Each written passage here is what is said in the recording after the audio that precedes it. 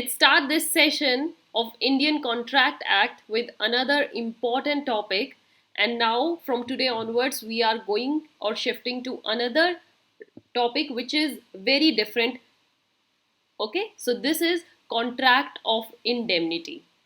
Right अभी तक जितने भी हमने टॉपिक्स जो डिस्कस करे हैं कॉन्ट्रैक्ट के वो सेक्शन वाइज बहुत फ्लो में आ रहे थे और आप एक दूसरे से उसको लिंक करते जा रहे थे. फ्रॉम टुडे ऑनवर्ड्स जो स्टूडेंट्स आज से सेशन ज्वाइन कर रहे हैं उनके लिए कम्प्लीटली न्यू टॉपिक है. एंड डोंट थिंक कि आप कुछ भूल चुके हो या आपने कुछ स्किप कर दिया है. येस, कॉन्ट्रैक्ट एक्ट का जितना भी सिलेबस है जो प्रीवियस सेक्शंस है, you can go back to the other videos or sessions and can cover your session. From today onwards, let's start contract of indemnity with section 124. Okay, this is very important. और indemnity, contract of guarantee हो गया, आपका agency function हो गए, ये सब बहुत important है. तो इनको बिल्कुल अच्छे से समझना है, एक्चुअल में इनका मीनिंग क्या होता है और ये एक दूसरे से कैसे डिफरेंट है, ये तभी आपको इन सब के आंसर्स मिलेंगे जब आप पूरे सेशंस में अपनी कॉन्टिन्यूटी बनाए रखेंगे. ऑल राइट, सो हम डिस्कस करते हैं आज this topic. First of all आपको कॉन्ट्रैक्ट ऑफ इंडेमनिटी पता होना चाहिए कि क्या होता है ये एक्चुअल में. इंडेमनिटी देखिए, indemnity contract is one in which a person promises to protect the another person from the losses. ठीक है, जब एक पर्सन दूसरे को श्योरिटी देता है कि तुम्हें अगर कोई भी लॉस, इंजरी, सफरिंग हुई तो I am there to protect you from that loss, या मैं तुम्हारा वो लॉस कवर करने में मैं हेल्प करूंगा, तुम्हें कोई चिंता करने की ज़रूरत नहीं है. तो इसमें क्या होता है, एक पर्सन दूसरे पर्सन को प्रॉमिस देता है, श्योरिटी देता है, राइट और उसको किस चीज़ से प्रोटेक्शन देता है कि उसको कोई भी लॉस नहीं होगा. These losses may incur by the acts of the person himself or any other party. ज़रूरी नहीं है कि गलती उसी पर्सन की हो जो प्रॉमिस कर रहा है. सपोज कीजिए एक ए पर्सन है और एक है बी. ए पर्सन सपोज कीजिए बी को श्योरिटी दे रहा है या प्रॉमिस कर रहा है कि बी के साथ अगर कोई भी गलत हुआ काम या कुछ भी उसका लॉस होता है तो उसका लॉस फुलफिल मैं करूँगा, ए कहता है बी को. बट यहाँ पर इस चीज़ को ध्यान रखिए कि ज़रूरी नहीं है कि वो गलती सिर्फ ए से ही हो. A can take the surety of some other person also. Suppose C है कोई जिसका कनेक्शन बी के साथ है, तो बी कह रहा है ए को, या फिर ए बी को कह सकता है कि सी की तरफ से भी अगर कोई गलती होगी जिससे कि तुम्हें कोई घाटा हुआ, तुम्हें कोई लॉस हुआ, तुम्हें कोई भी नुकसान हुआ, तो उसका भी जो लॉस होगा वो भी मैं कवर कर दूंगा, वो भी मैं फुलफिल करूंगा. उसकी तरफ से कोई गलती होती है उसके लिए मैं जिम्मेदारी लूंगा. तो ये सब बातें भी क्या होता है, इंडेमनिटी के ही अंदर आती है. समझ में आया? So it is an essential contract. ये बहुत ज़रूरी होता है to avoid the losses, the payments, help cover any such expenses and help to remain in a profitable position. ये कॉन्ट्रैक्ट इसलिए इतना ज़रूरी होता है क्योंकि इसमें एक पर्सन को पूरी श्योरिटी हो जाती है, सेफ्टी मिल जाती है, सिक्योरिटी होती है कि भैया मुझे तो नुकसान होने नहीं वाला, अगर मेरे साथ कुछ गलत भी हुआ तो वो बंदा है वो मेरा लॉस सारा कवर करेगा. So the contract of indemnity is present in risky transactions. ज़्यादातर risky transactions में contract of indemnity आपको देखने को मिलेगा. ये क्यों देखने को मिलेगा? क्योंकि हर कोई लॉस से, नुकसान से बचना चाहता है, अपना प्रॉफिट हर कोई बचाना चाहता है, या at least no profit no loss situation में तो सब रहना चाहते हैं. Okay, so the party uses it for the protection in a risky market or investment. ऐसी जगह पर कॉन्ट्रैक्ट ऑफ इंडेमनिटी ज़्यादा यूज़ होता है जहाँ पे आपको रिस्क की ट्रांजैक्शंस, रिस्क की इन्वेस्टमेंट्स देखने को मिलती हैं. सपोज एक पर्सन ने बहुत ही ह्यूज प्रोजेक्ट में इन्वेस्ट किया है तो वो वहाँ पर अपने लॉस के लिए एक श्योरिटी चाहिए, उसको ये चाहिए उस रिस्क को कवर करने के लिए एक पर्सन जो उसको प्रॉमिस करे कि उसका लॉस होता है या उसका पैसा डूबता है तो we will be there to fulfil your all the losses. समझ में आया? Now what is very important to understand in the contract of indemnity is who are the parties involved in these types of contract. कौन कौन सी parties होती हैं, उन parties को किस नाम से बुलाया जाता है और उन पार्टीज का क्या रोल होता है, वो क्या पोजीशन इंजॉय करते हैं. सो पार्टीज के बारे में डिस्कस करते हैं. There are few parties that are involved in the contract of indemnity and those parties are, the very first you can see is indemnifier. Indemnifier कौन होता है? Indemnifier is the person in contract of indemnity और guarantee, दोनों में क्या होता है, they include different parties, अलग अलग पार्टीज होती हैं, काम चाहे दोनों का सेम हो बट नाम उनका अलग होगा. एंड इंडेमनीफायर जो कि इंडेमनिटी कॉन्ट्रैक्ट में होता है, ये वो पर्सन होता है जो कि प्रॉमिस देता है। जैसे मैंने अभी आपको एग्जांपल दिया था ए बी का, तो जो यहाँ पर ए है जो प्रॉमिस कर रहा है, दूसरे पर्सन को कह रहा है कि तुम्हें मैं लॉस या कोई घाटा नहीं होने दूंगा, that is an indemnifier.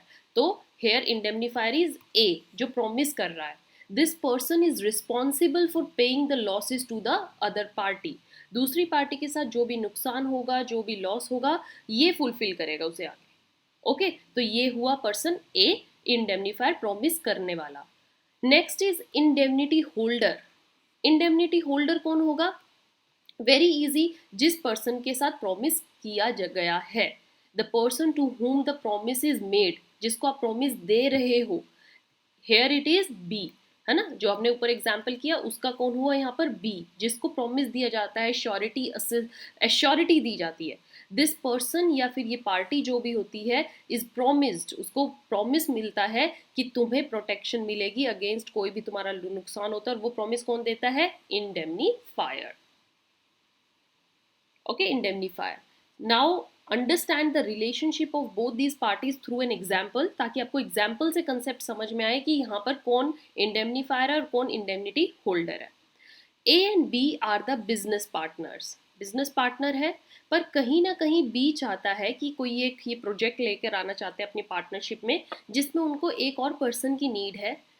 B wants to make C as a partner in one of the projects. B अकेला चाह रहा है कि वो सी को ले आए, बट भैया ए को तो ट्रस्ट नहीं है, पार्टनरशिप तो ट्रस्ट पर चलती है ना, एक दूसरे पर विश्वास होना बहुत ज़रूरी है। ए कह रहा है कि मुझे तो सी पर बिल्कुल भी विश्वास नहीं है, मैं कैसे उसको अपनी पार्टनरशिप में इन्वॉल्व करूँ। तो कहता है बी, भाई तुम्हें विश्वास क्यों नहीं है? क्योंकि भाई उसको पता है कि सी कैसा होगा कैसा नहीं, वो नहीं चाहता, बट बी सी को लाने के लिए बहुत कोशिश कर रहा है। तो कहीं ना कहीं बी ने कहा कि इफ एनी लॉस अकर, या सी की तरफ से कोई भी गलती होती है, मैं उसकी पूरी जिम्मेदारी लेता हूँ। Right, B makes an indemnity contract with A, पूरा कॉन्ट्रैक्ट बना लेता है ए के साथ कि मैं बी की पूरी जिम्मेदारी लेता हूँ, उसका नुकसान तुम्हें भरने की जरूरत नहीं है।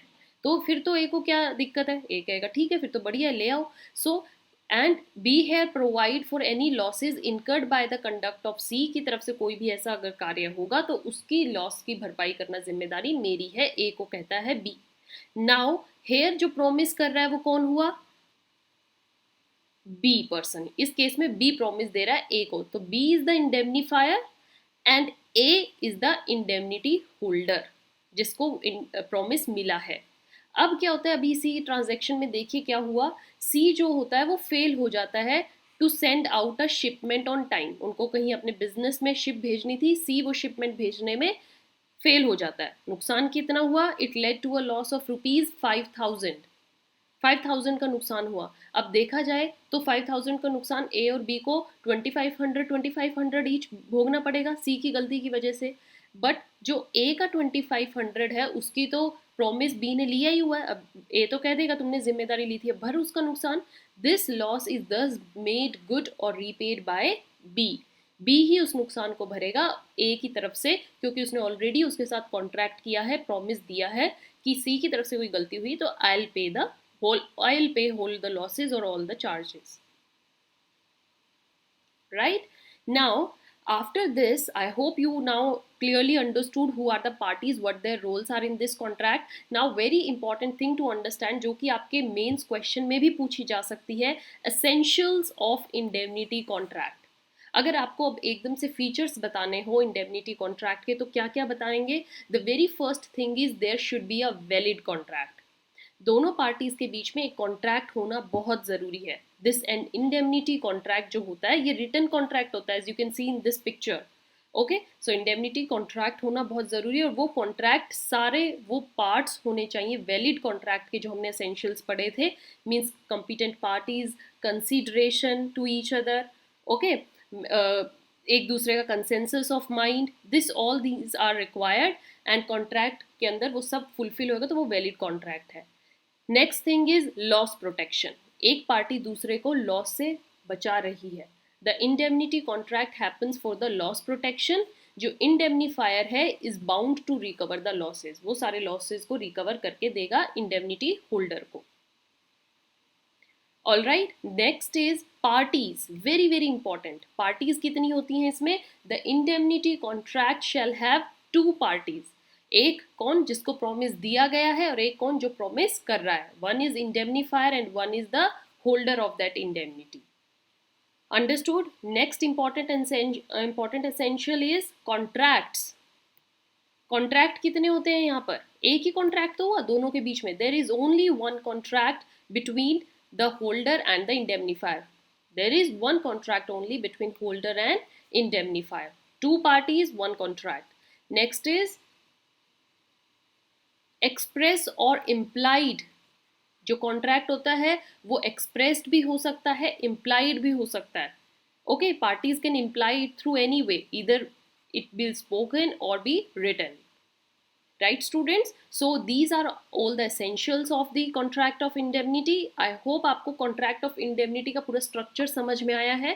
क्या होता है इसमें, किस चीज़ की प्रोटेक्शन दी जाती है, कौन सी पार्टीज इन्वॉल्व होती हैं, वेरी वेरी इंपॉर्टेंट। सो अब आपका होमवर्क है, इसको अच्छे से रीड कीजिएगा, समझिएगा, try to gain more examples regarding this. आसपास देखिए कि आपको कहाँ कहाँ इंडेमनिटी के एग्जाम्पल देखने को मिलते हैं। Till then, keep watching and keep sharing. Thank you.